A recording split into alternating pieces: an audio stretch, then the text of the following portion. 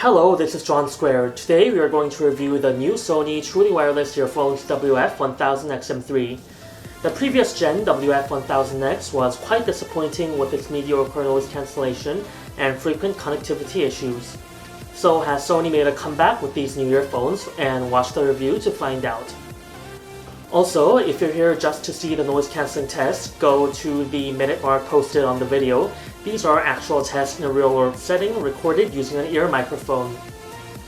Firstly, looking into the comfort and the shape of the earphones have a rather strange shape. It is quite large, and due to the large insert piece, it is shaped somewhat like a T. While this shape may look uncomfortable, the earphone itself is quite comfortable. It does not insert too deep into the ear canal and does not put pressure on the concha and pinna. The protruding part right behind the nozzle rests on the outermost ear canal, and the back rests on the concha and secures the earphones into place. However, as there are no soft wingtips, the fit is a bit more insecure compared to other earphones such as the Galaxy Buds, and may not be ideal for situations like running or when you want the earphones to absolutely stay in your ear.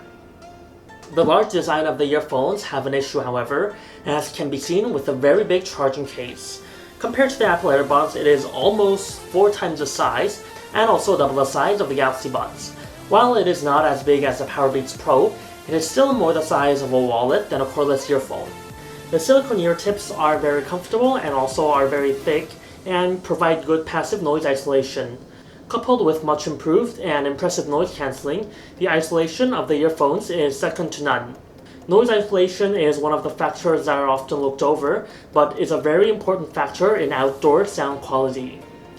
First of all, there's the obvious advantage of noise isolation that it lets you listen to music at a smaller volume, therefore protecting your hearing. Also, if there is a noise in a certain bandwidth, well, mainly the bass in this case, the music in those bandwidths will sound smaller in comparison, affecting the overall balance of sound in situations with noise.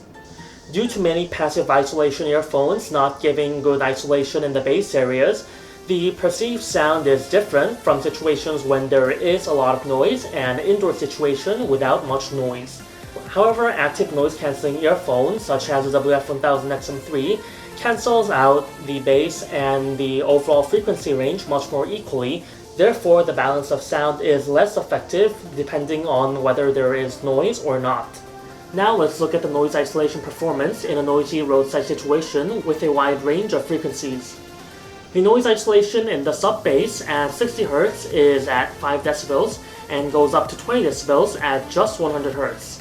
This is amazing isolation performance, as passively isolating earphones, well, unless they are Atmos Gear 4s, often cancel out less than 5 dB at these low frequencies. The 20 dB noise isolation continues up to about 700 Hz, at which point it slowly drops to about 10 dB minimum at 1 kHz. However, this decrease in isolation seems to be due to the ear stimulator and cannot be really felt in actual use. However, the decrease in noise cancellation that can be felt in actual use is a slight increase of noise in the 3 to 6 kHz areas, where many of the voiced frequencies are located. Active noise cancelling is not too effective in the highs due to the short wavelength and phase issues, and can even cause negative effects, as shown in this case. Despite this, slight niggle, the overall noise isolation performance is excellent, and no passively isolating cordless earphones can even come close to matching the level of noise isolation in the lows and the low mids. I'll save the rattling on and get to the actual noise cancelling test, which are recorded using an ear simulator in real-world situations.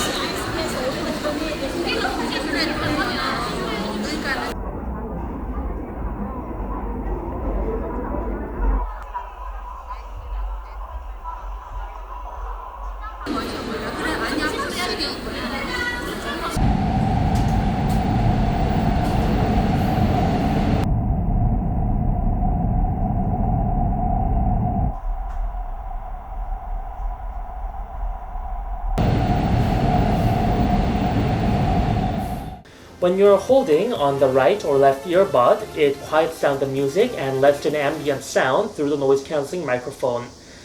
If you let go, everything returns to normal and noise cancelling and music is activated once again. This is especially useful for situations when you need a brief period of attention, such as when you're ordering food or listening to announcements. The sound of the WF-1000XM3 is classic Sony, with an emphasis on lows and highs, with a slight recession in the mids. Digging deeper into the sound, the low bass and the mid bass is both emphasized compared to neutral, and may a bit strong depending on your preferences. The punch of the drums are very strong, and the mid bass also gives a certain strength to the baritone and tenor male vocals and bass heavy instruments like cello and bass guitar. One downside of the mid-bass boost is that coupled with the recessed mid-range, this may make certain vocals feel dark or stifling. Still, as the sub-bass is very present and not lacking, the bass is not boomy, giving a nice punch to the sound and is good quality. One more thing to add in terms of bass is that many earphones such as Sony's own XBA A or N series and Sennheiser IE series, Westone M Pro and Pro series have more emphasis on bass than the WF-1000XM3. Therefore, people coming from these earphones may feel that bass is somewhat lacking. Bass is one of those areas where there is a lot of personal preference involved, and people may feel differently about the same amount of bass. The mids are laid back compared to the bass and the highs, and with the high boost gives a certain clarity to female vocals in general. This also gives the illusion of a wider soundstage depending on the listener. But as said before, the recessed mids may make some vocals, especially with loud second and third harmonics, sound small or a bit dark.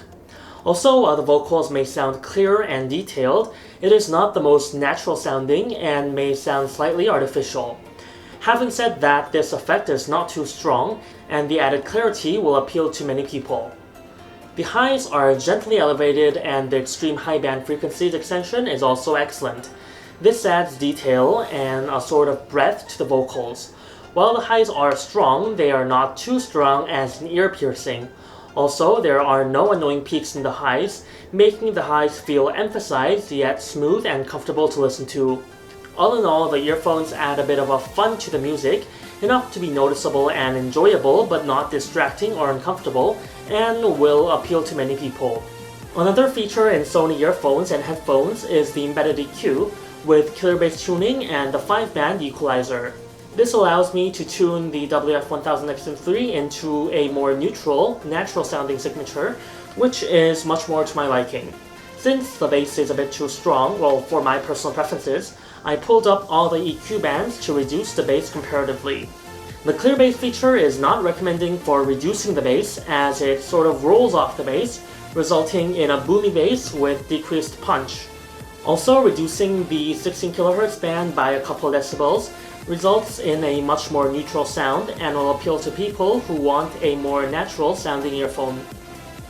The controls are the touchpads, which unfortunately do not have swipe functionality. Therefore, while you do have playback and noise cancellation level on the earbuds, volume adjustments are not available on the earbuds themselves. Call quality is one of the downfalls of these earphones. There are 4 microphones in total, 2 in each unit for noise cancelling, 1 on the outside seen over here, and 1 on the inside, which cannot be seen. The outside left noise cancelling microphone doubles as a call microphone and does not cancel out the outside noise by much. The voice quality is quite a bit worse than the Apple AirPods and still, well, a bit behind Galaxy Buds. I will now show you the call quality recorded in an actual call situation with many people in a train station. TCY T1 TWS 마이크 테스팅. TCY T1 TWS 통합 품질 테스팅. WF-1000XM3 사람 많은 곳에서 마이크 테스팅. WF-1000XM3 통합 품질 마이크 테스팅. 에어팟 통합 품질 테스팅. 애플 에어팟 통합 품질 테스팅. The connectivity and latency performance is massively improved and is now on par with other truly wireless earphones.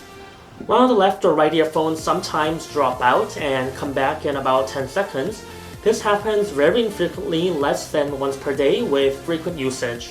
The latency, or the delay of music compared to the video, is measured at 220 milliseconds, which is quite a bit better than the cheap truly wireless earphones. However, this is a bit slower than the Galaxy Buds and the AirPods, and are sort of comparable to the Bang & Olufsen E8s. Therefore, if you concentrate or are watching game streaming, the lag in video can be felt, but it will not be too distracting. The battery is very good, well, as it should be with the massive case and the earphone units. The battery lasted 6 hours and 30 minutes with noise cancelling activated, which is 50% better than most earphones that have usually a 4-hour battery life. The charging is also very quick, with 10 minutes from flat charging resulting in 50% battery and more than 2 hours of playback. One slight qualm is the lack of wireless charging, which may be an issue to some people. All in all, this is the most ideal cordless earphone for outdoors use and commuting. The lack of noise filtering in calls is a bit disappointing, and the massive case will be a hassle for those with smaller pockets. Also, the fit could be a bit better. However, it has class-leading noise isolation far above any cordless earphone, making sort of a bubble of quietness for you to enjoy your music in. As for sound, the emphasized bass and highs with slightly recessed mids results in a punchy and clear yet not too distorted sound. Also, for those who prefer a slightly neutral sound signature, you can use an equalizer to tune the sound to your liking. The battery and connectivity are massive improvements over the previous WF-1000X. If you're prepared to drop $230 on a cordless earphone and are looking for practicality and sound, this is without a doubt the earphones to go for. This was John Squared, and thank you for watching. Like and subscribe if you found the video useful and want to listen to more of my content.